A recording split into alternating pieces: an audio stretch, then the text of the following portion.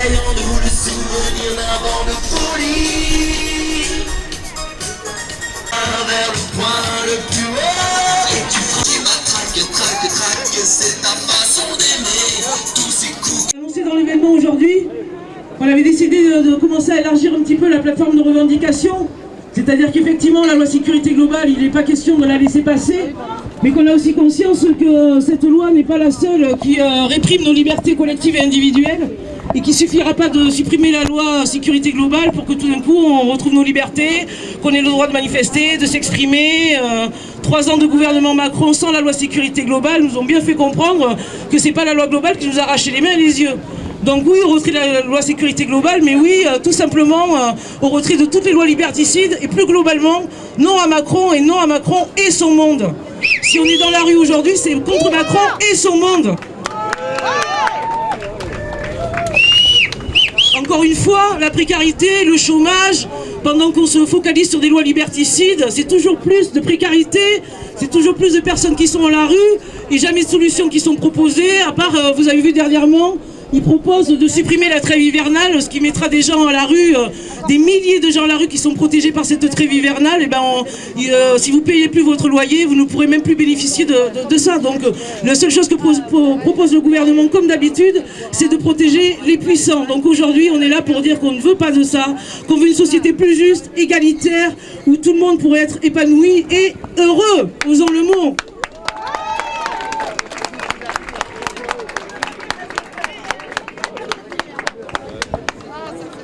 Donc aujourd'hui on va partir sur une manifestation, on attend en fait une deuxième manifestation qui était prévue aussi à 15 h aujourd'hui, on l'a appris assez tardivement, donc on va pas faire 2 groupes, on va essayer de partir tous ensemble. C'est une manifestation contre la loi séparatiste qui elle aussi est super liberticide, contre l'islamophobie qui est une réalité en France aujourd'hui, on peut que le constater.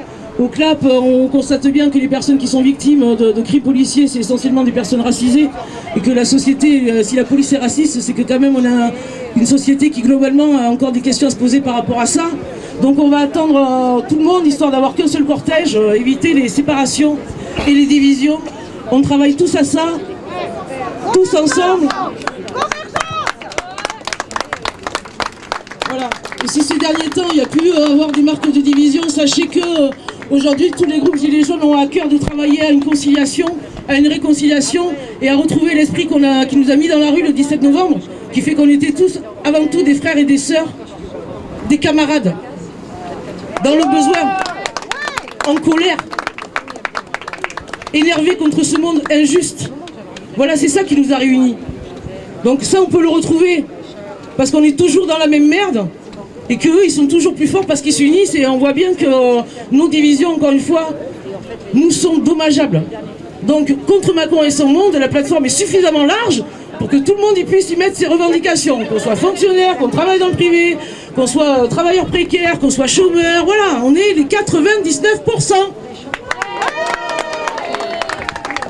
On a un gilet, on n'a pas de gilet, peu importe, on est les 99%.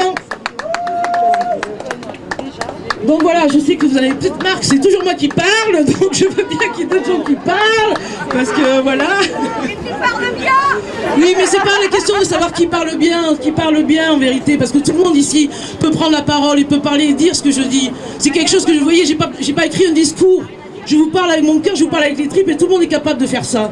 Voilà. Et le discours, c'est peu importe qui le dit. Peu importe, à partir du moment où effectivement on peut tous s'y reconnaître. Je prétends pas parler pour tout le monde, c'est pour ça que ce micro il reste ouvert. Mais voilà, je sais qu'on se connaît, on a marché ensemble, on a lutté ensemble, on s'est pris des coups dans la gueule ensemble. Donc je sais qu'on peut retrouver cet esprit-là du 17 novembre, où on a fait vibrer Bordeaux, quoi. Et on a vibré nous-mêmes, en chantant tous ensemble, en sentant qu'on avait vraiment une force et une puissance. Parce qu'en fait, depuis le temps qu'on marche, il y a plein de gens qui disent effectivement ça sert à rien. Ça fait des mois qu'on marche, ça sert à rien, on est fatigué. Ça fait 2 ans qu'on marche, on est fatigué. Je connais des militants, ça fait 30 ans qu'ils marchent, ils sont quand même fatigués, mais ils sont quand même là. 2 ans, qui pouvait croire qu'on allait abattre le gouvernement de Macron en 2 ans? C'était impossible. Il fallait déjà s'attendre à quelque chose de long et de difficile. Penser qu'il allait lâcher les rênes comme ça parce qu'il y avait des gens qui avaient des gilets jaunes? Bien évidemment que non. Il n'était pas là en train de se dire « Oh là là, On lui a fait peur, hein. Il a fait prendre un hélicoptère et partir, mais en fait, il a préféré plutôt nous lancer des grenades dans la gueule. Il s'est dit, attends, entre l'hélicoptère et les grenades, je vais mettre des grenades dans la gueule. Donc voilà, évidemment, c'était pas seulement 2 ans de lutte qu'il aurait fallu pour renverser ce gouvernement. Et on sait qu'effectivement, marcher, ça crée aussi une sorte de frustration. Parce que samedi après samedi, on a beau faire des kilomètres, il est toujours là. Faire une révolution. Oui. Prendre des armes, aller s'attaquer physiquement à des gens, c'est extrêmement compliqué comme décision à prendre. C'est extrêmement brutal comme décision à prendre. Donc notre frustration, notre colère, on la comprend, mais avec quoi on la transforme? Pour pas que cette violence se retourne contre nous. Puisque pour l'instant, vous voyez bien, on n'est pas 60 millions de Français à dire qu'on va faire la révolution. Donc on sait que pour faire cette révolution, il faut être plus nombreux. Donc on est frustré, on est en colère. Voilà. Mais pour l'instant, on n'a pas d'autre choix que de continuer à occuper le terrain, de montrer qu'on est toujours là, et monter petit à petit en grade. Je vous dis, la révolution, la violence, on ne pourra peut-être pas s'en passer, parce que cette violence qu'ils nous font tous les jours, elle est vraie, elle est effective. Il suffit de se déplacer dans la rue, on voit la violence des gens qui dorment dehors, on voit la violence des gens qui perdent leur boulot, on voit la violence tous les jours, ce système nous fait violence, et que nous y répondons pour l'instant de manière pacifique, parce qu'on est pacifique, on n'a pas envie de mourir, on n'a pas envie de tuer des gens. Et la révolution, c'est ça quand même. Et pour l'instant, on n'est pas tout à fait prêt à ça quand même.